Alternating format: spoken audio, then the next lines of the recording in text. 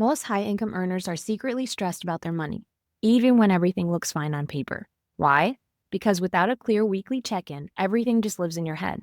And when it's only in your head, it's really hard to feel in control. You're not failing, you're just missing a simple habit that makes everything clear. If you're ever looking at your income, spending, and saving and second guessing yourself, or wondering, I can't afford this, but should I? That really shows me that you need a plan for your day-to-day life. We need clarity with our money, and the best way to do that is to have weekly check-ins where you're building awareness and knowing exactly where your money is going, knowing that you're reaching your short-term goals. Here's what I recommend my clients check on every week. It's not complicated, but it's a habit that creates real clarity. The first thing is checking in on your bills, not just that they're paid, but how they're paid. My clients usually have a lot of their bills set up on autopay, which is great. Doing that checks that first box. However, I do suggest that you make sure those autopays are evened out throughout the month. Make sure one pay period isn't too heavy with all of your bills versus the next one. This will really help any stress level that you have around your bills and puts you more in control. Cash flow is honestly the driving force behind a lot of the stress that my clients feel. And when you're in control, that helps a ton. Also, having all of your bills paid from the same bank account or credit card really streamlines your finances because everything's all in one place and you don't have to get confused with extra spending or savings in there. Next, we check in on spending, and this is where most people realize they have no idea what they are actually spending on. If you can't tell me how much you spend every 2 weeks, let alone a month, I can tell you that you probably don't have a budget for your spending and probably have no idea how much it is every month. The small little transactions of $20, $50, $10,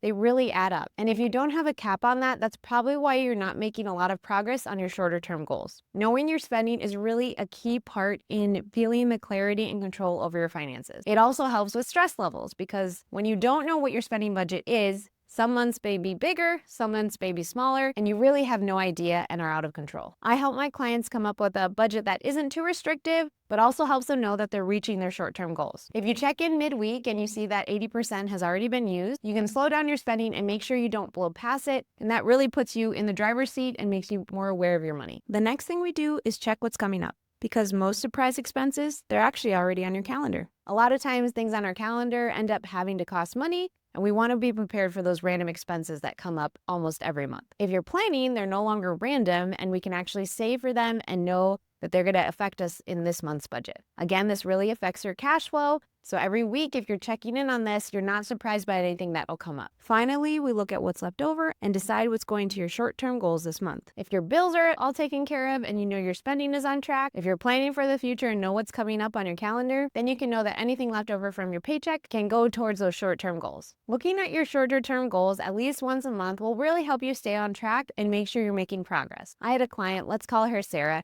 and she used to keep track of all of her finances in her head. Bills, money coming in and out, all of the spending. She only had a ballpark figure, but didn't really have a solid number and anything on paper. There were lots of different cards, a couple different bank accounts, and thankfully, it usually all worked out for her, but it was very stressful. Was she feeling really confident with her money? No. Was she stress-free and living her best financial life? Not really. She said this when we first started working together. In the grand scheme of things and compared to the average American, I feel like we're doing okay. However, it feels very haphazard and reactive.